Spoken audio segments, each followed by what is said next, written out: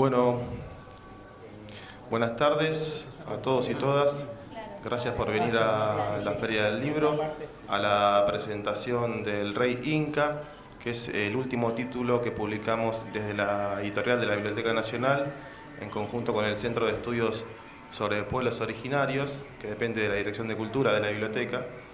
Y había salido a fines del año pasado y no habíamos tenido la oportunidad de presentarlo, así que esta va a ser la oportunidad. Mi nombre es Emiliano Ruiz Díaz, trabajo en la biblioteca hace aproximadamente 20 años y estamos trabajando hace ya un tiempo, desde el 2020, en el Centro de Estudios sobre Pueblos Originarios, que tiene por misión fundamental estudiar, relevar y difundir todo el material que la Biblioteca Nacional, que es una institución bicentenaria, preserva al respecto del tema. Y en función de eso tenemos diferentes líneas de trabajo que aquí les vamos a contar brevemente antes de pasar a darle la palabra a los disertantes que hoy nos acompañan para la presentación de este libro.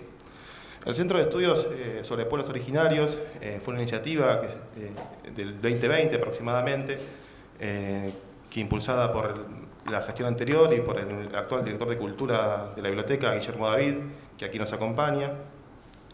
Y así como les decía al principio, que tiene por motivo principal difundir todo el material que tenemos en la institución, archivos, documentos, libros, revistas, respecto a la temática, también lleva adelante otras líneas de trabajo institucionales que son muy importantes de preservar y continuar en la institución.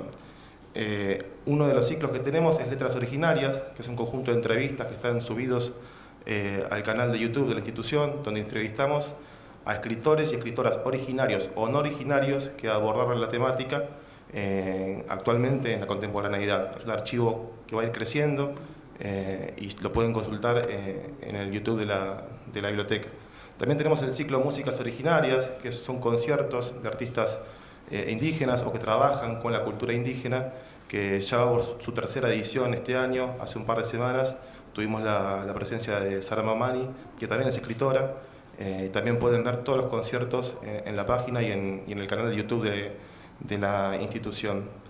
También contamos con un proyecto que está avanzadísimo, que es la Audioteca de Pueblos Originarios, que es un conjunto de entrevistas, testimonios de abuelos, abuelas o referentes de las comunidades indígenas a lo largo y ancho del país, que están subidos al catálogo de la institución. Ustedes, si se acercan a la Biblioteca Nacional, pueden consultar las diferentes salas, los materiales que allí se preservan, pero también pueden anticiparse a lo que allí está a partir de la consulta en el catálogo web, que está subido a la página de la institución. Y allí, si ponen Audioteca Originaria en el buscador, van a ver los resultados de las diferentes entrevistas que fue subiendo Karina Carriqueo, que es una de las integrantes de este centro, junto conmigo y Diego Antigo, que anda por allí. Otra de las líneas que tenemos de trabajo son las muestras, exposiciones, que se hacen presenciales en la institución, que también persiguen como motivo fundamental difundir el patrimonio de la institución, en particular las que hacemos desde el centro. Ya hicimos una el año pasado o el anteaño pasado, que se llama El Tesoro de las Lenguas, y estamos preparando para mediados de julio, principios de agosto, más tardar, una nueva muestra que se llama La Palabra Indígena, que va a poner en valor todos los libros que tenemos en la institución de escritores indígenas actuales. ¿Sí? Se va a llamar por eso La Palabra Indígena, que es un poco el nombre que nos pareció más adecuado para la misma, así que los invitamos y las invitamos para ese momento a que se acerquen a la biblioteca a verla, aparte de ver un ciclo de charlas con autores y autoras de la temática.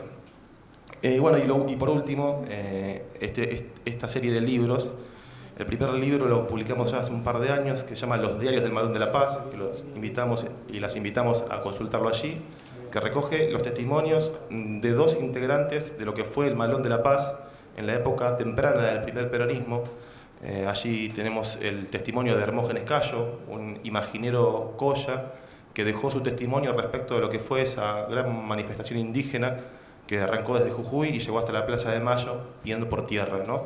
Una experiencia inédita, bastante olvidada frecuentemente, que no terminó del todo bien, digámoslo, terminó mal, pero que es importante rescatar y reflexionar sobre ella, porque ese tema sigue pendiente hoy en Argentina, el tema de la tierra. Y también recoge el testimonio de Augusto Bertonasco, un coronel que envió Perón para acompañar y también conducir de algún modo esa marcha. Esos dos diarios están juntos, los llamamos Diarios del Malón de la Paz, con el prólogo de Marcelo Balco, un intelectual, un referente de la temática que nos acercó la idea y trabajó para el libro. Así que bueno, en el día de hoy, hecha esta introducción institucional para que sepan en el marco de lo que estamos presentando hoy, bueno, sabemos que quizás muchos y muchas vinieron por la presencia de nuestro querido Felipe Piña, que amablemente se acercó y estuvo difundiendo la convocatoria, pero tuvo una situación de último momento y no pudo venir. Les decimos igual que se queden a quienes vinieron específicamente por eso. Pedimos las disculpas del caso, pero bueno, son cosas que pasan a veces. Ustedes saben que Felipe es una persona muy requerida, con mucha agenda. Igual le agradecemos que haya difundido este trabajo, porque vale la pena el contenido de lo que vamos a hablar hoy. Y bueno, para no abundar más, este libro creo que vale la pena que hablen quienes me acompañan, que son Hugo Chumbita, historiador y docente, un referente del campo nacional, del pensamiento, de la ensayística, con una gran trayectoria. Así que pido un fuerte aplauso para Hugo y gracias por acompañarnos en el día de hoy. Y también el director de Cultura que mencioné antes, Guillermo David, también pido un aplauso para el director. Y bueno, este libro brevemente digo dos palabras y ya dejo a quienes me acompañan para que nos ilustren sobre su contenido y reflexionen sobre lo que trata. Es un libro que también reúne dos textos. Por un lado, un libro, unas memorias que escribió un hermanastro, un medio hermano de Túpac Amaru, de Condorcanqui, que se llamó Juan Bautista, que fue uno de los sobrevivientes a lo que fue la ejecución sumaria de todos los rebeldes de aquella rebelión en el Alto Perú en 1780, y que pasó por un martirio, bueno, bastante complicado. Estuvo 40 años preso, fue trasladado en barco hacia España, a una de las tantas cárceles que tenía el Reino Español, y en 1820 fue liberado, y a partir de una gestión de un amigo clérigo también vinculado al proceso independentista americano, volvió hacia el territorio americano, pero hacia Buenos Aires, hacia la ciudad de Buenos Aires aproximadamente en 1823, y allí decidió publicar sus memorias sobre lo que fue todo ese tiempo de encarcelamiento y de martirio. El libro se llama El dilatado cautiverio, ¿no? Y es un documento muy importante que está en la sala del tesoro de la Biblioteca Nacional. Esto es para marcar. No se encuentra en ningún lado más que allí. Entonces esto también nos permite a nosotros explicarles a ustedes como público y como posibles usuarios de la Biblioteca Nacional la importancia del trabajo que se hace con los materiales que tenemos en la institución, porque este documento va a poder circular con mayor facilidad, va a poder conocido a partir de esta edición.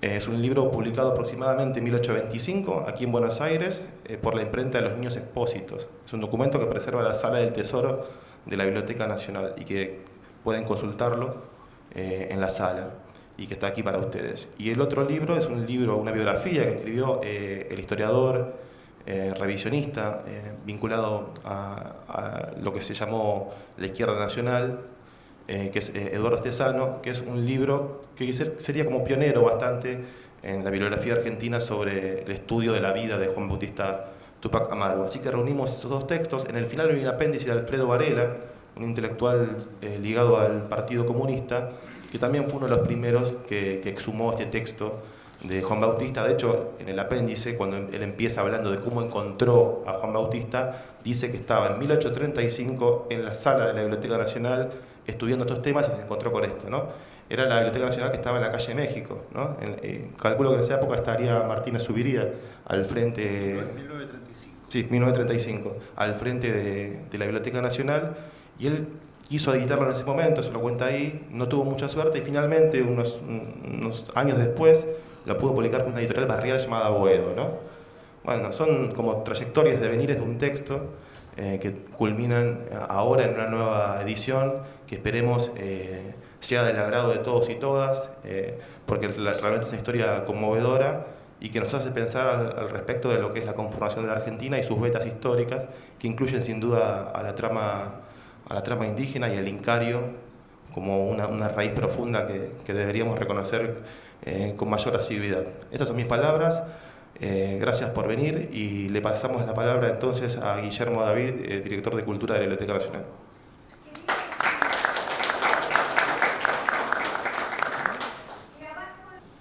Bueno, muchas gracias a todos y todas por estar aquí.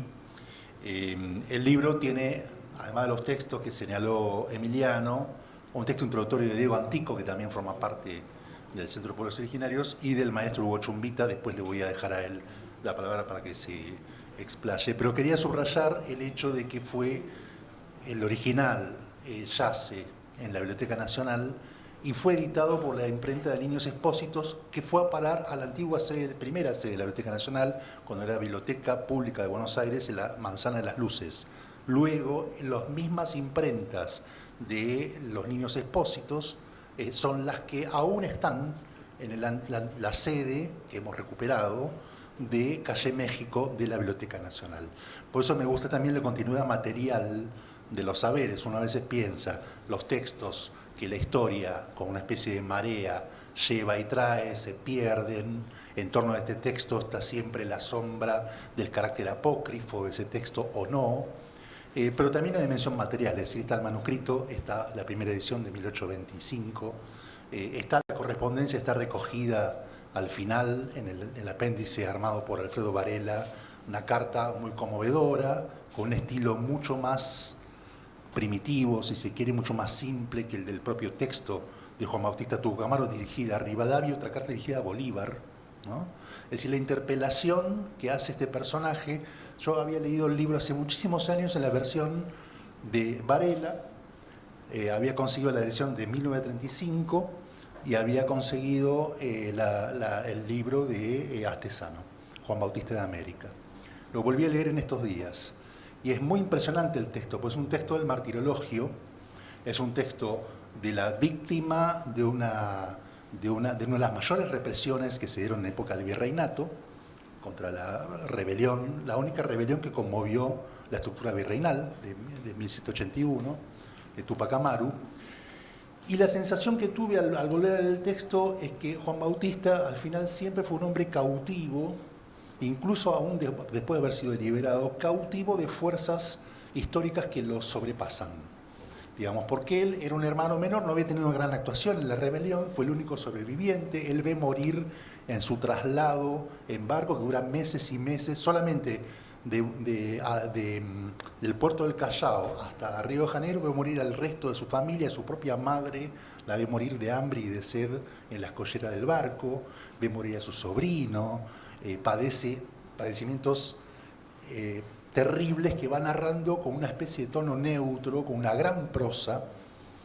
Finalmente el derrotero que hace va a España, termina en una cárcel, y Emiliano me mandaba la foto de la cárcel, una cárcel, pasa por Dakar, antiguo puerto esclavista en esa época, y termina en una cárcel cerca de lo que en Marruecos, lo que era Marruecos. Estuvo 40 años preso con presos comunes.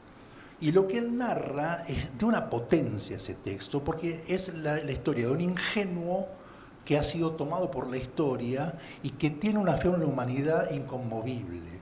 El espanto con que él narra no puede creer que alguien goce con el dolor ajeno. Eso lo leí ahora por primera vez, por haberlo leído muchas veces el texto, me llamó la atención y algo que resuena en estos días, hay un goce en el sufrimiento ajeno. Es muy impresionante cómo él describe su propio padecimiento, el de todas sus otras víctimas, que no solo hay sobrevivientes de la rebelión de Túpac Amaru, hay víctimas de todos los colores. Finalmente, bueno, logra su extraña escarcelación por circunstancias políticas que seguramente va a explicar aquí, que es tomado por una situación de conveniencia en la Argentina. Y esto tiene que ver con el carácter apócrifo de los textos, o no, nunca sabemos del todo los grandes textos argentinos quién los hizo.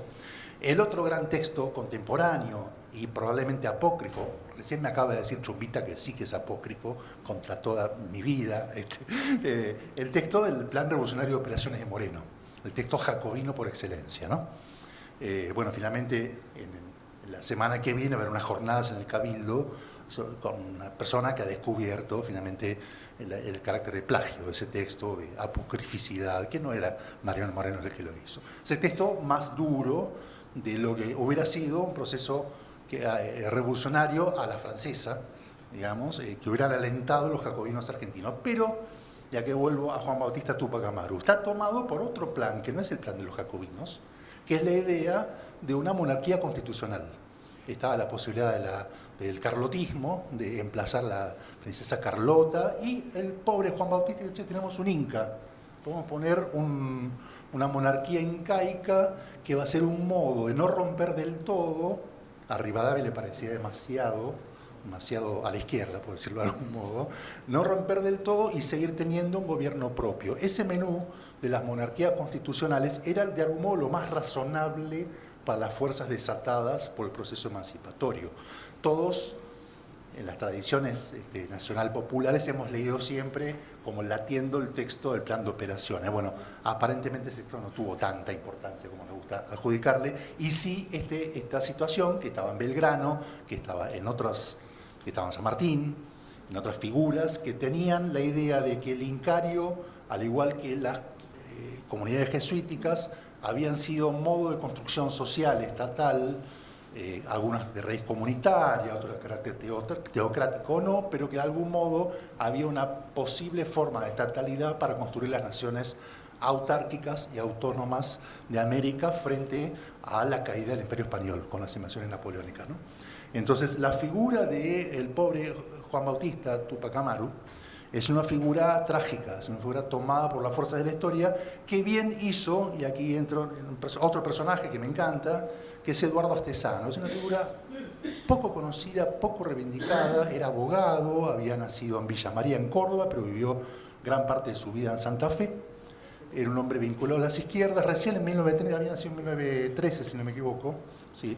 Recién en 1930, él se afilia al Partido Comunista, dura muy poco en el Partido Comunista, sobre todo cuando sucede el fenómeno peronista. Él tenía grandes inquietudes intelectuales vinculadas a la historia argentina, y cuando sucede el comienzo del peronismo, él rápidamente entiende que la posición ortodoxa del Partido Comunista no le servía para pensar ese fenómeno, y junto con Rodolfo Puigros arman un movimiento. Primero fue un intento de refundación del Partido Comunista, y finalmente arman el movimiento obrero comunista, que duró poco, pero lo suficiente como para ser, algunos dicen, una colectora del Partido Comunista dentro del peronismo, otros dicen en la génesis de la izquierda nacional. Bueno, de algún modo, Eduardo Astezano produjo una serie de textos bastante diferentes de las posiciones que Rodolfo Puigros, que era un marxista más duro en ese sentido, por cuanto Astezano era un hombre que pensaba al ejército como el motor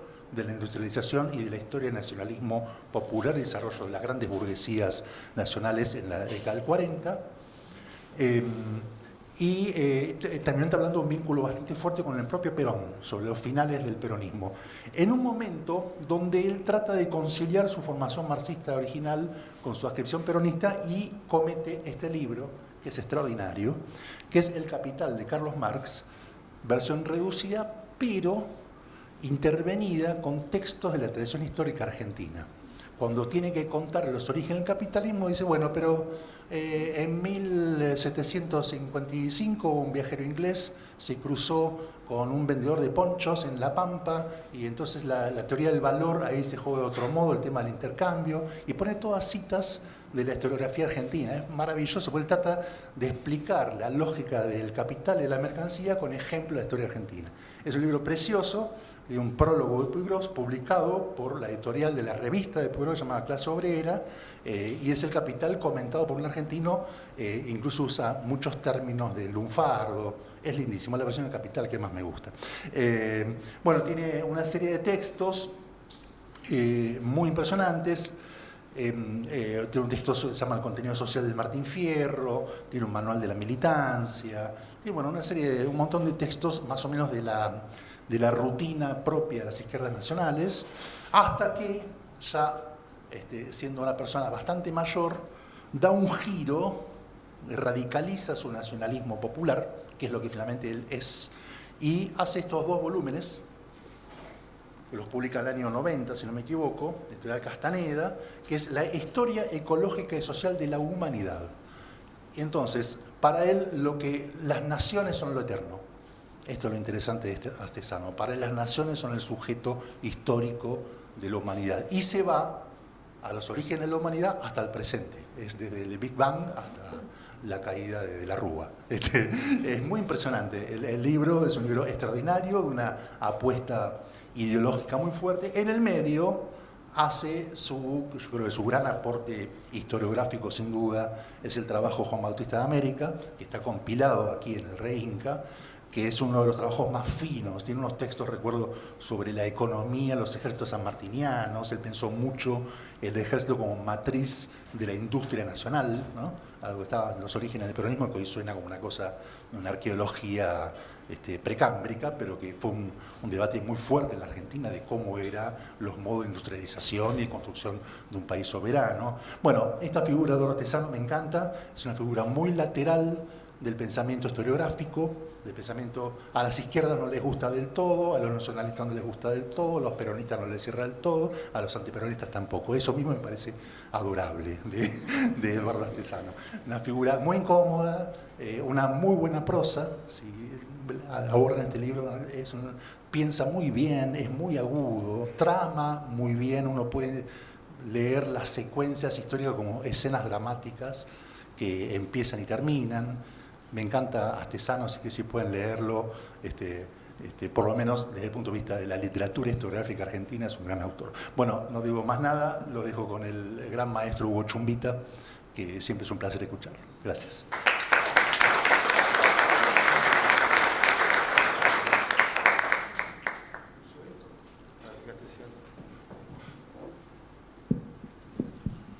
Bueno, después de estas dos presentaciones que han hecho acá Emiliano y Guillermo David,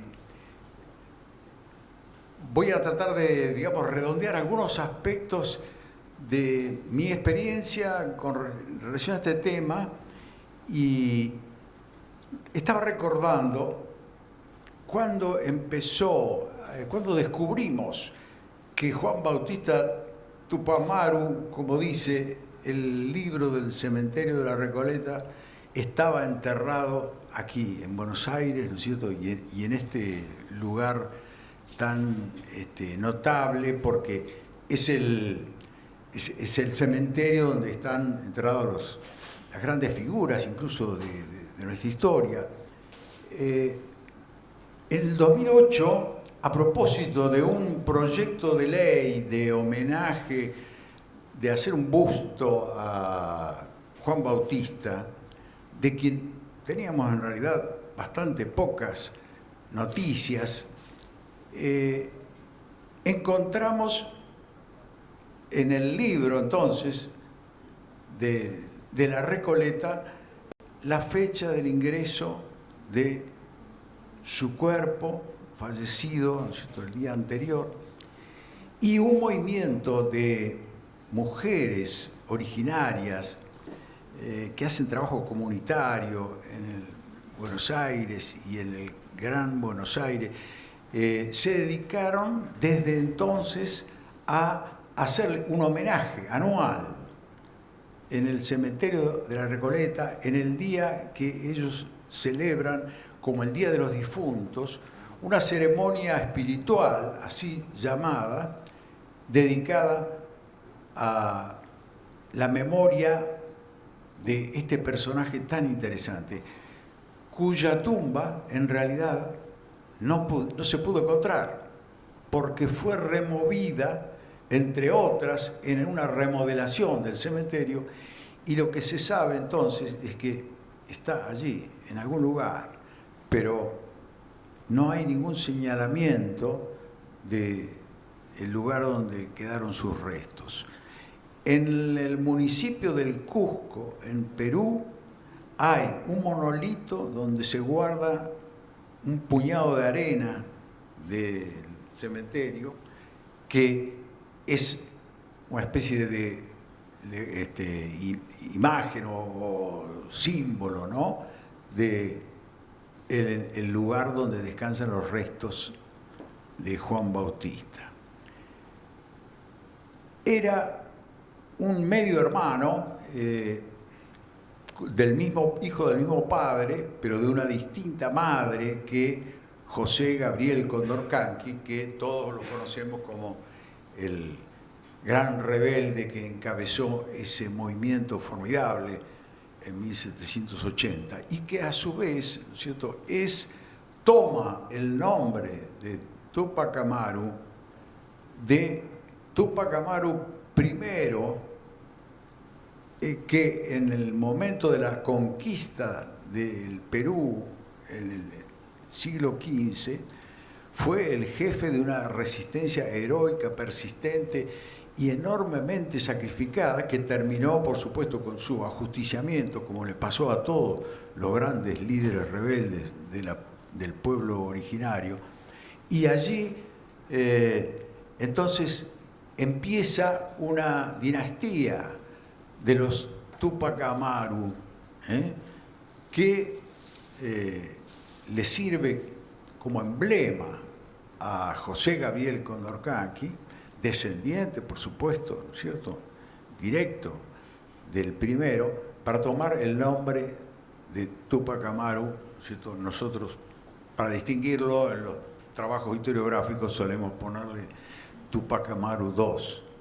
Pero yo tengo presente desde niño, ¿no?, alguna maestra, alguna vez en algún grado de la escuela primaria, que nos enseñaba esa rebelión donde el Inca Garcilaso había terminado, el Inca Juan Bautista,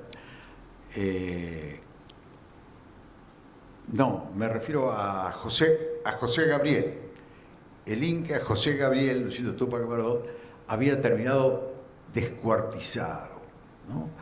La imagen de algún manual, incluso, de esa figura sujeta por los 4 caballos para destrozar sus miembros, es una imagen que siempre la tuve presente, y me pareció que de pronto, ¿no?, encontrábamos ahora un nuevo motivo para recordar esa gesta. Y por suerte, ¿no es cierto?, aunque el proyecto legislativo no prosperó de hacerle un monumento, por lo menos lo que pretende este grupo de mujeres originarias que hizo el primer movimiento, digamos, de reivindicación, es que haya un señalamiento, una forma de recordar que allí está, en algún lugar del cementerio, los restos, ¿cierto?, del hermano Juan Bautista de José Gabriel Condorcanqui. ¿Cuál fue el papel de este hombre? Bueno, esas memorias que se publicaron en su momento entre 1822 y 1827, porque él muere en 1827, no se sabe con exactitud en qué momento se editó ese librito en la imprenta de Los Niños Expósitos, como recordaba recién Guillermo David, pero por suerte se ha conservado ese texto, que nos da una visión, como dice un historiador chileno, Hernán Neira, más que la crónica de las batallas que pelearon en aquella época los rebeldes, una memoria de cómo el pueblo, cómo ellos, los protagonistas de ese levantamiento, vivieron aquel episodio. Y esto es lo más interesante, ¿no es cierto?, porque uno, al leer el relato sereno, pero tremendo, pavoroso, ¿no?, de las vicisitudes de Juan Bautista, puede ir percibiendo esa memoria que transmite uno de ellos. Y no hay muchos textos de este tipo. Se dice que Juan Bautista podría haber tenido sangre mezclada por el lado materno, y por lo tanto no ser un inca puro, pero no hay ninguna duda de que él se crió en esa comunidad, y transmite la manera de pensar de ese pueblo desaparecido en sus rasgos originarios, pero que por supuesto ha dejado una huella muy importante. Y hoy existen colectivos de descendientes más o menos mestizados de aquellos incas originarios que están reclamando incluso ser vistos, ser reconocidos y ocupar un lugar en esta sociedad. El relato nos trae, además de una serie de digamos, vicisitudes y desgracias que soporta este hombre,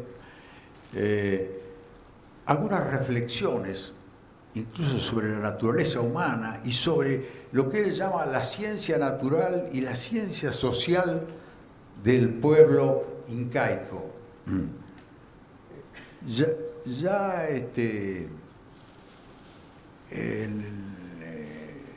En la época de los cronistas de Indias, ¿no es cierto?, han aparecido diversos trabajos que tratan de reconstruir lo que era la civilización de los incas. Pero aquí, ¿no es cierto?, encontramos un reflejo interesantísimo sobre la manera de pensar, de sentir, y contrapuesto a lo que él rescata, ¿no es cierto?, de las virtudes de ese pueblo, se plantea cuál es la naturaleza de ese pueblo opresor, colonizador, que viene de España, que viene de Europa. Bueno, Alfredo Varela es quien responde de manera muy inteligente a esa pregunta, a esa cuestión, cuando recuerda que en definitiva él fue puesto en libertad cuando hubo una revolución en España que impidió que viniera una expedición a recuperar las colonias en el llamado trienio liberal de 1820 a 1823, una época en que se levanta, se subleva el ejército destinado a venir a combatir a San Martín incluso y a Bolívar, en ese momento los líderes del movimiento emancipador. Y es ese momento crucial que tiene enorme importancia porque facilita el logro el final de la Guerra de la Independencia en México, y es lo que le permite a San Martín negociar con los realistas y ocupar Lima y culminar, ¿no es cierto?, su extraordinaria campaña. Bueno, en ese momento es puesto en libertad y opta por venir al puerto de Buenos Aires a raíz de la amistad que ha hecho, la protección que ha recibido incluso de algunos compañeros de esa prisión y el confinamiento en Ceuta, ¿no?, en el norte de África, porque ni siquiera fue prisionero en la península, sino que lo mandaron a un lugar tremendo por el aislamiento que significa estar en un punto colonial, en un puerto colonial, donde, por cierto, siempre estuvo presente la hostilidad de otro pueblo colonizado que fueron los africanos. Bueno, él vuelve ya anciano, agotado por las enfermedades y maltratos y penurias que ha pasado. No estuvo todo el tiempo en una celda, digamos, en una cárcel, sino que estuvo confinado, ¿no?, dentro de un espacio fortificado que era el puerto de Ceuta. Y allí incluso es posible que él haya podido ilustrarse, aprender a escribir, porque existía alguna duda de que él hubiera escrito este testimonio, y hay alguna anotación por ahí en los antecedentes hispano-coloniales que lo presenta como analfabeto.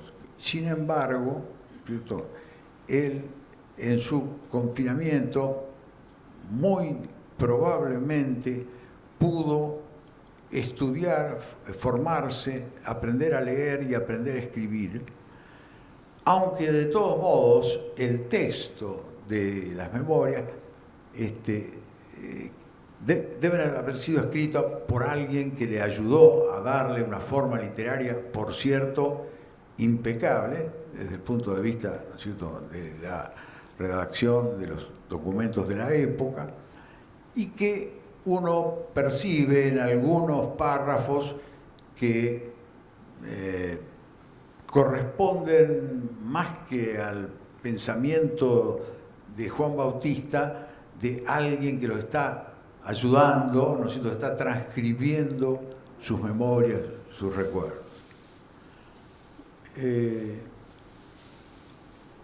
La crítica sobre este documento formidable tiene algunos detractores.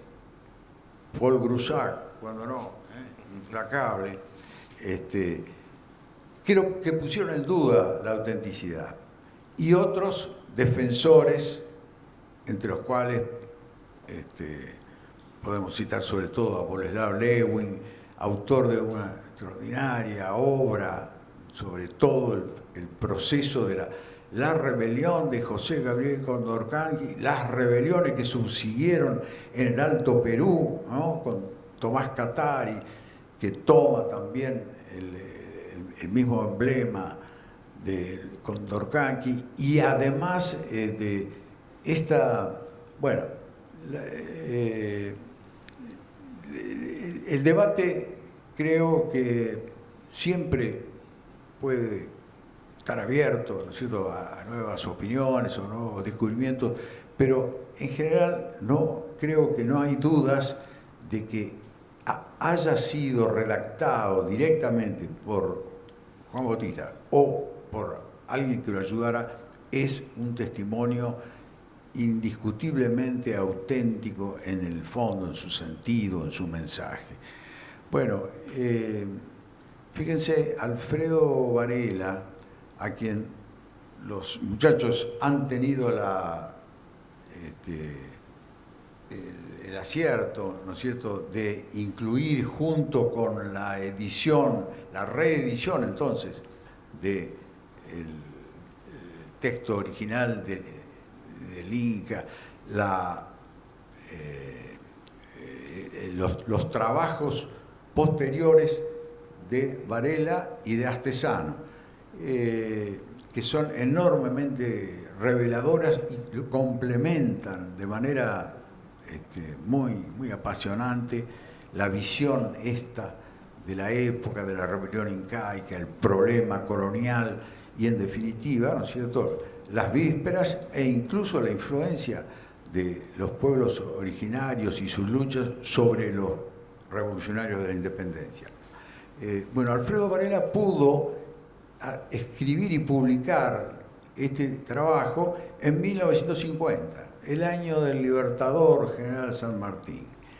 Y me parece que no fue casual, ¿no?, esta mirada, ¿no es cierto?, que aparece, que se incorpora entonces a un revisionismo que debe tomar también, ¿no es cierto?, la historia de los pueblos que antecedieron a la conquista hispánica como parte de nuestra herencia cultural.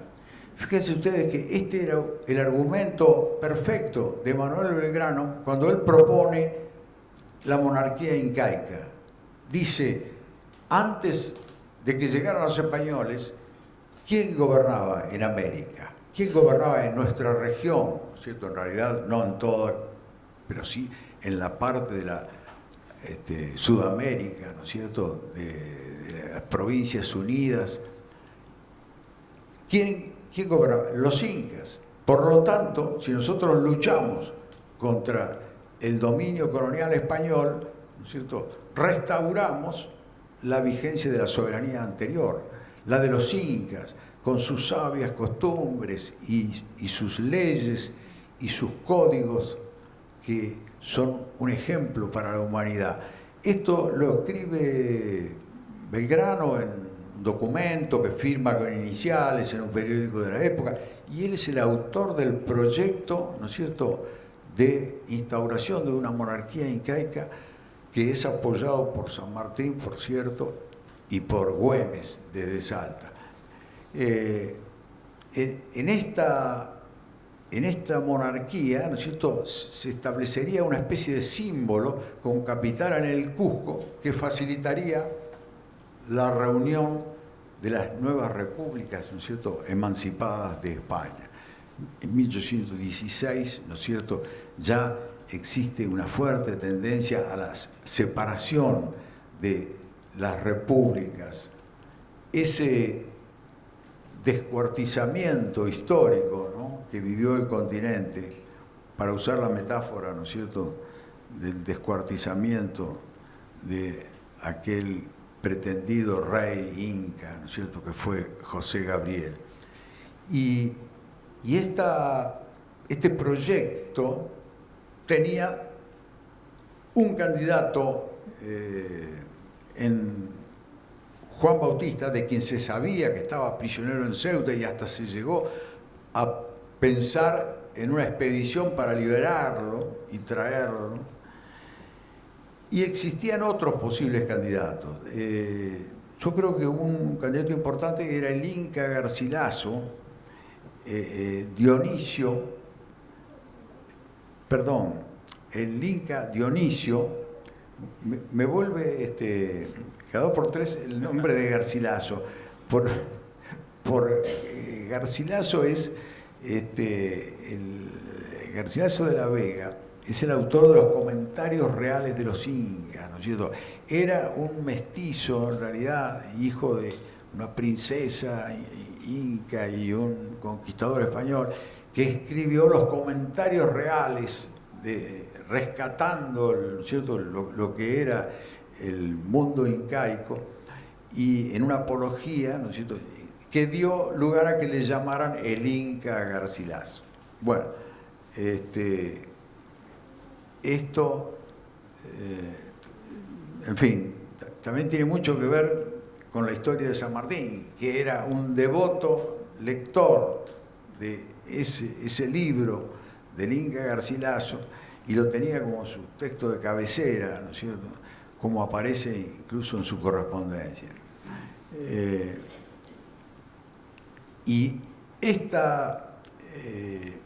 proyecto se frustra cuando el Congreso de Tucumán, después de declarar la independencia, se traslada a Buenos Aires y va a ir predominando una línea diferente que termina pidiéndole un candidato al trono de la monarquía que se proyecta a Europa.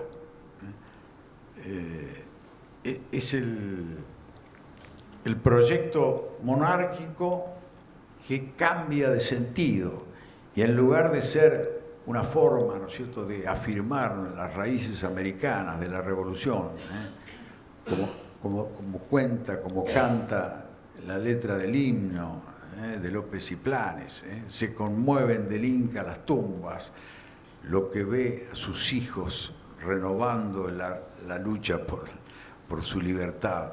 Esta imagen, estas reminiscencias, este rescate del pasado andino era común en toda la generación de los revolucionarios de la independencia. Está claramente, ¿no es cierto?, en el himno de López y Planes, está en el pensamiento de Belgrano, de Moreno, de San Martín, y luego incluso, ¿no es cierto?, a ir siendo olvidado y rectificado por quienes se apropian del sentido de la Revolución de Mayo y le van marcando a la República el destino neocolonial, ¿no es cierto?, en el que termina la experiencia del siglo XIX. Bueno, yo creo que estamos ya sobre el fin de la reunión. Sería interesante dejar unos minutos a lo mejor para que hagan preguntas o quieren hacer algún comentario que complete, ¿no es cierto?, estas ideas y estos apuntes que les hemos tirado como estímulo. Muchas gracias, Hugo, por tus palabras. Un aplauso grande para un gran historiador de nuestra patria. Bueno, no sé si alguien quiere hacer alguna pregunta. Mientras tanto, ya vamos cerrando. Pueden pasar por el stand humilde que tenemos allí al fondo de la Biblioteca Nacional. Está el compañero Sebastián Skolnik, Gabriela Moca de la editorial, así que quien quiera llevarse este libro y el que dijimos antes lo puede hacer a precio económico. Y mientras alguien piensa en una pregunta, yo tenía dos citas que me interesaba traer, quizás como cierre, a ver si me entiendo mi propia letra, que decía, rescatando cosas que decía Juan Bautista, ¿no? En un momento él pasa por todo tipo de torturas, humillaciones, y en un momento dice: yo quise hablar a su compasión, hablando de alguno de estos colonialistas, yo quise hablar a su compasión y no oponerme a su fuerza, mas los opresores no conocen este sentimiento, dice en un momento, ¿no? En otro momento dice, también él reflexiona no solamente sobre la violencia del opresor, sino que también por momentos, que es muy interesante, reflexiona sobre la actitud de los pares, ¿no?, incluso indígenas, frente a su humillación y a los diferentes escarnios que va sufriendo. Y en un momento dice: se provocó a un pueblo envilecido a hacer alarde de la inhumanidad y la bajeza, ¿no? Quizás estas palabras leídas al calor del presente nos puedan decir algo.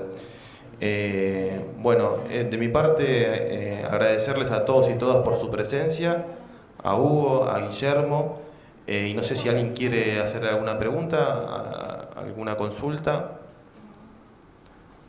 Bueno, una cosa que quisiera agregar es que el día 4 de noviembre pasado, el Malón de la Paz, que estaba aquí en Buenos Aires, se unió con las mujeres de este grupo que yo comentaba que desde 2008, ¿no es cierto?, vienen haciendo el homenaje.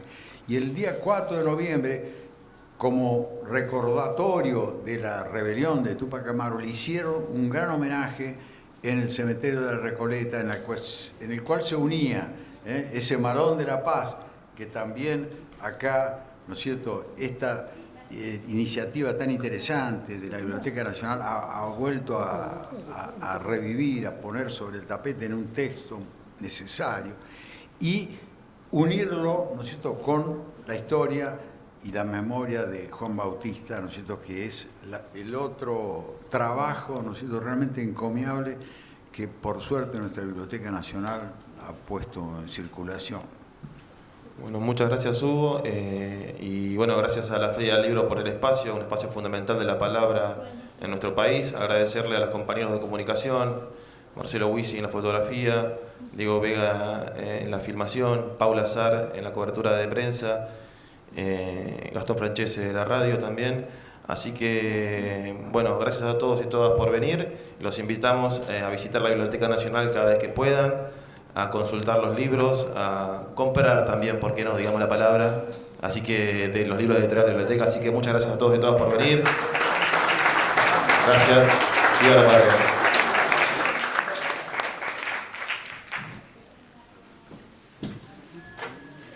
Coto.